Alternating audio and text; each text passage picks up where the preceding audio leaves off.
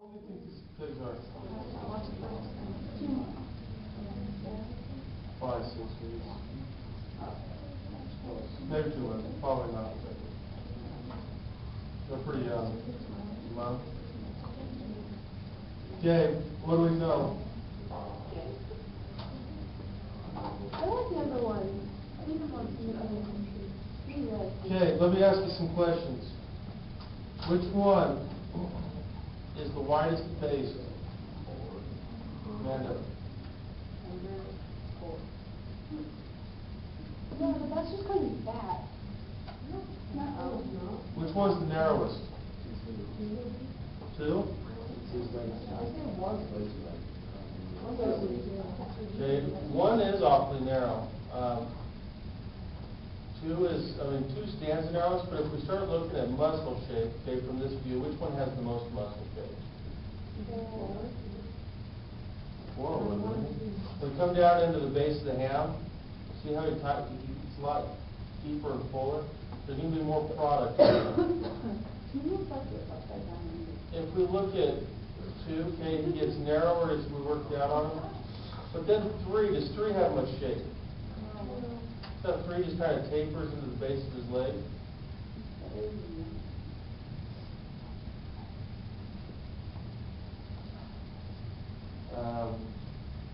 Okay, from this view, it's kind of hard to look at. The elbows kind of crummy, don't they? Let's go. How could 2 and 4 have the same structure?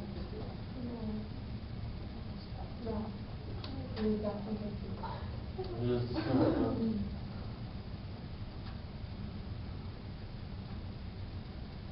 Okay, now from this, what do we think? What are we going to look for here?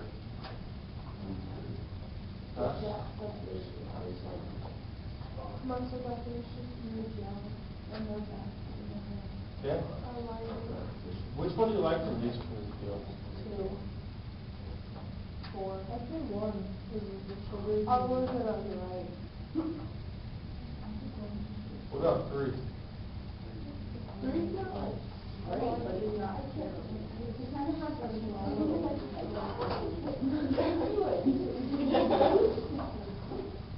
Okay. These are really hard to look at. What I want you to notice on this one, okay, is 3. See how steep he is in his hip? See how, I'm not saying any of them are really level in him, but 3, it gets real high up here in his spine. That's going to be because of the structure. He's really, really straight on his front feet. As he gets bigger, okay, he gets more weight on him. What's that going to do to him? Okay, he'll probably arthritis.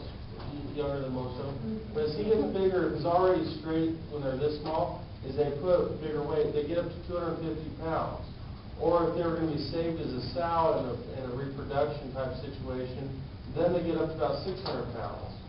And that's a lot of weight to come down on those joints. So 3, I really want you to be thinking about him in terms of what, that's why his back's so high. The other thing with 3 is if we look at him right here, he's pretty plain and shapeless. So is he top pair or bottom pair? Bottom. Okay. Which one is there one that we can say probably needs to be in the top pair? 4. So we look at 4 from this view. Is there really much wrong with him? We'd like to see a little bit longer, wouldn't we? Okay, and he's getting a little bit fat. Generally, if they're fat early on, they're not going to grow as big and tall. But in this situation, I think we have to like him because he's quite easily this kind of the stoutest and widest made. He has the most muscle shape. And now, if he is the fattest, some of this shape could be due to muscle. That's the thing we have to be careful about. So then, is he top pair or bottom pair? So then 1 and 2, what do we think about them? How do we place those? What do you think, Laura? 1 over 2. How many of you, when you placed this, maybe had 4 towards the top and 3 towards the bottom? Okay? So when we do this, if you're in a contest and you see a class like this, I want you to just kind of talk yourself through it and say, top pair, bottom pair, top pair, bottom pair. okay? Or you might say, ooh, that one needs to win, kind of get a gear, one needs to kind of lose. I hope everybody sees how straight 3 is in the shoulder.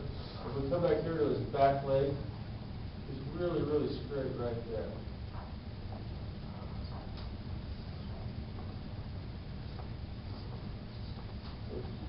So if I go, I doesn't want to walk like really hard, if they have to do like 6 years, they walk, they might be good, like they don't have much pushing range then. Like when they're walking with it, like really hard, and then if they're not flexing enough. And it can be real challenging to really see structure. The best thing for structure is when they're moving, and like all livestock, all animals. It's kind of funny, a buddy of mine called me last night, I got home and said he was going to go buy a new hunting dog or a new bird hunting dog, and said that this guy had 3 of them. So he says, let's go look at it. So we went there, and there was one of them that my buddy really liked, but when he'd run, and we would throw out the tennis ball, they would chase him, and he was really short strided off his front 2 feet. And so when we called him back, the owner walked away. Look at this. I mean, look at that. And I want you to watch that. And so he threw the tennis ball and started going, yeah, it doesn't really take that long to stride. And so we let all 3 of them threw the tennis ball out there. He was about 4 seconds behind behind the other 2 dogs. And so it's just, I mean, when they start moving, if they're really short in their stride, is when you start to see that. So for dogs, it becomes a huge issue. Huge, huge issue. In veterinarians, you encounter this a lot, where the dogs end up, as they get bigger, and if you think about dogs anymore, it's really easy for them to become overweight. I mean, obesity in humans is very similar to obesity in dogs. And so what's obesity in dogs have to do with anything, with their joints? Put more weight on their joints, okay? And so if you want a dog to be athletic, we've got to be very cognizant of that. We've got to make sure that all that weight's not coming down on top of it. At the same time, we want to make sure our dogs aren't overweight. It's so easy to let dogs become overweight. Where's the